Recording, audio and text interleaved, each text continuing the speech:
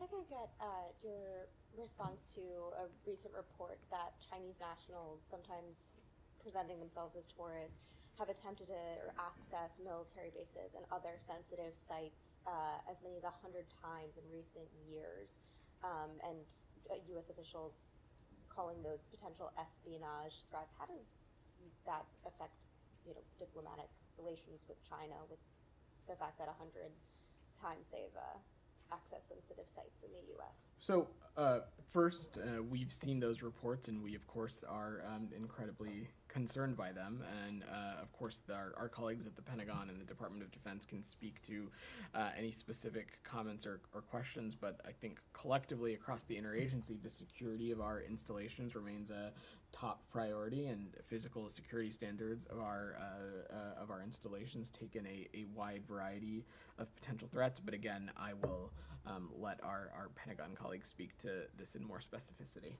What is the State Department's view on China's ban on Japanese seafood after the release of the treated water from the Fukushima nuclear plant? And do you think this can be classified as economic coercion from China? So I don't have any specifics as it relates to that policy from the PRC, but what I will just say, and you saw the Secretary speak to this a little bit when he was down here, is that we are satisfied with Japan's plans, which are safe and in accordance with international standards, including the IAEA nuclear safety standards. Japan has coordinated proactively with the IAEA on its plans, conducting a science-based and transparent process. We also understand that our Japanese partners have consulted scientists and partners from across the Indo-Pacific region on this matter. Go ahead. Recently, China has released a new official map that lays claim to most of South China Sea, and as well as contested parts of India. So what's your comment on this?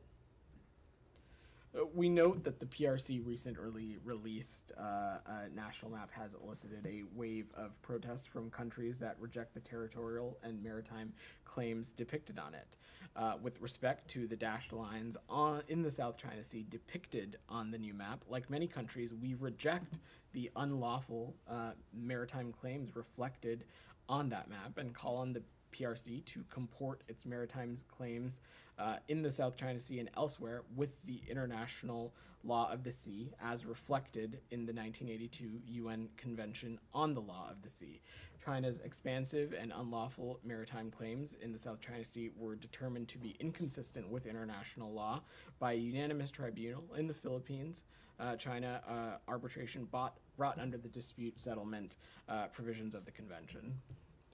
Go ahead. Thanks, Vedant.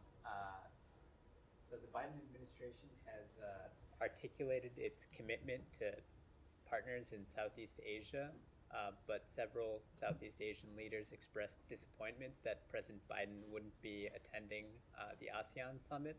Do you have any comment on this? I would say that the administration and President Biden are committed to Southeast Asia and ASEAN. President Biden and Vice President Harris have visited 6 ASEAN member states, and the Secretary of State, Secretary of Defense, Secretary of Treasury, Secretary of Commerce, Secretary of Health and Human Services, the Secretary of Energy, the U.S. Trade Rep, Special Envoy Kerry, have all visited the region. Many of those were travels related to ASEAN meetings. The engagement with ASEAN and ASEAN member states enjoys strong bipartisan support. In the past year, 85 different members of both parties of Congress have visited ASEAN member states. It's also very clear that the president is interested and invested in what is happening in the region broadly, as he recently hosted the Republic of Korea and Japan at Camp David for a trilateral summit. This is a region that we will continue to engage in deeply, and I know that the Vice President looks forward to attending and representing the United States. So, okay, just along those lines, Yeah. do you have any comment on neither President Xi nor President Putin going to either one? To ASEAN or The G20? These are sovereign decisions for these are decisions for countries and their leadership to make. The question was raised that Southeast Asian leaders are apparently upset that President Biden is not going to the East Asia Summit.